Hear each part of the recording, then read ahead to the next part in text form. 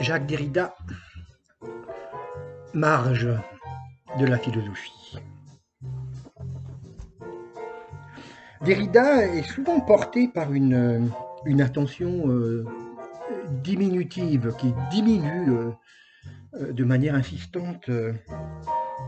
On dirait une présence ténue, atténuée, inactuelle, déjà passée mais sans avoir disparu.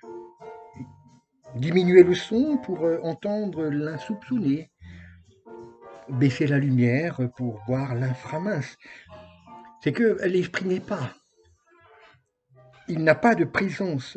L'esprit est révélation donnée in extremis, aux extrémités. Extrémités des supports à la crête de leurs débris. La poussière du tombeau, la poussière d'une salle mortuaire, est en effet poussière de poussière, toujours plus fortement démembrable et sans intériorité.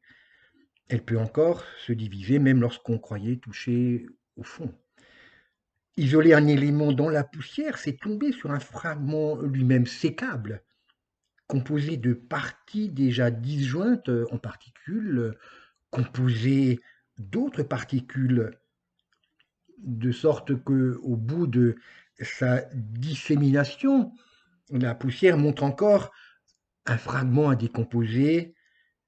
Elle est fondamentalement morcellement, partes extra partes. Elle ne produit aucun élément qui existerait par soi. Impossible d'isoler une poussière qui ne soit pas déjà divisée, habitée par une relation, par un écart, sans aucune intériorité possible, posée donc du coup hors d'elle-même, brisée plutôt que consistante en soi. Et toute empreinte a besoin d'un milieu friable. Toute empreinte a besoin de grains, de sable, de cendres. Elle se dépose sur un médium dont l'analyse sera infinie, le démembrement sans limite de la poussière, de sa rupture et fragmentation. La mémoire est extrait à un support comme celui que traverse la lumière du projecteur, laissant dans le fanal d'une fumée un ray de couleur, des formes informes sur le point de s'effacer déjà. La poussière est écran. Écran des âmes, écran sans consistance, parcouru de fantômes. Voici ce qu'on dira, ou ce qu'on disait Théophile Gautier. Je cite, sur la fine poudre grise qui sablait le sol se dessinait très nettement, avec l'empreinte de l'orteil, des 4 doigts d'un pied humain, le pied du dernier prêtre ou du dernier ami qui s'était retiré 1500 ans avant Jésus-Christ. La poussière, aussi éternelle en Égypte que le granit, avait moulé ce pas et le gardait depuis plus de 30 siècles, comme les boues diluviennes durcies conservent la trace des pieds d'animaux qui la pétrirent. Fin de citation. Ces moulures de poussière éternelle pourront donner corps aux empreintes les plus insipides. Ce que le granit ne saurait accueillir, lui qui a besoin d'être attaqué au burin, la poussière, au contraire, offre un support euh, très fin, un support aux choses les plus imperceptibles, les matières au bord de la matière, et dont le grain sera, pour ainsi dire, photographique. Poussière et glaise.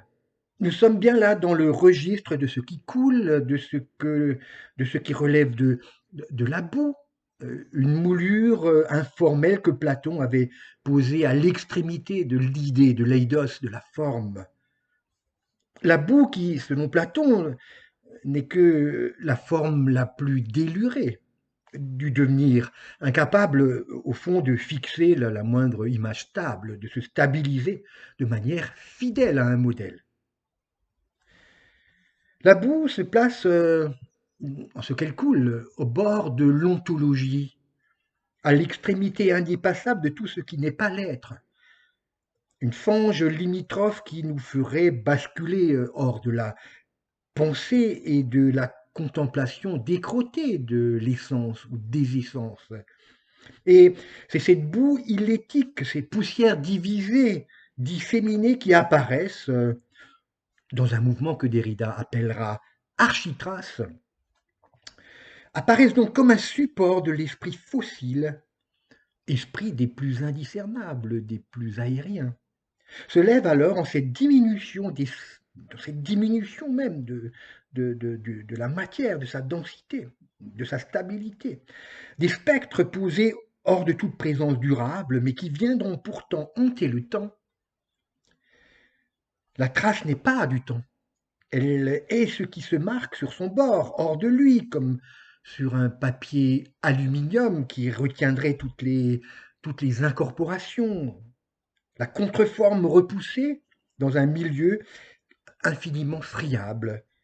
Et Théophile Gautier de poursuivre, je cite, cette trace légère qu'un souffle eût balayée a duré plus longtemps que les civilisations, que les empires, que les religions même et que les monuments que l'on croyait éternels.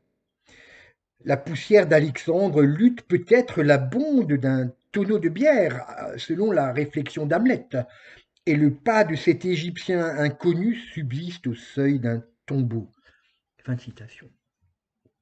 Au seuil du tombeau, nous voici devant une trace indélébile, mais plus faible qu'un souffle, plus légère que le vent. Il s'agit une marque limitrophe, recueillie à l'extrémité des matières les moins denses, les moins consistantes. Un rien suffirait à les balayer, à les anéantir, tant elles sont presque déjà placées au bord du néant, au bord de l'absence, comme toute trace.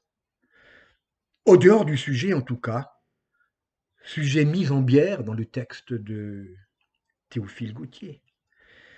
Au dehors du sujet, la poussière montre une puissance d'évocation que ne manifeste pas même l'être, durement rétrécie sur sa minéralité d'acier, sans aucune mobilité, sans aucune plasticité finalement. L'être est d'une densité déprimante. La concaténation de l'être se heurte ici à l'effritement des vapeurs, des suspensions poussiéreuses, comme le laser. Le laser peut rencontrer les particules fines capables de faire écran, de recueillir l'éventail d'un spectre. Aussi, à l'intérieur de ce sarcophage, ce n'est pas la momie elle-même qui nous retiendra, mais ces bandelettes maculées de traces d'une écriture qui marque une issue, une trouée dans l'ontologie organique de l'Occident et des civilisations monumentalisées par l'histoire. Religion, formation d'empire, tout cela, dans la rectitude de leurs lois, se laisse déborder par les franges. Il fallait la légèreté du papier qui s'enroule dans la main de la dépouille. Il fallait la sécheresse de cette pâte effritée pour que l'âme vînt à trouer ce cercle pétrifié de l'être à travers les petites traces de l'écriture. Cette trace, Derrida ne cessait de la rencontrer depuis de la grammatologie, jusqu'aux réflexions d'ailleurs sur Robinson, l'empreinte sur le sable d'un pas de plus, d'un pas au-delà, qui ferme le deuxième volume de La Bête et le Souverain. C'est dans ces parages, dans ce pas de trop, ou ce pas de côté, que s'ouvre à la marge un temps qui n'est pas du temps, un hors-temps dans le temps.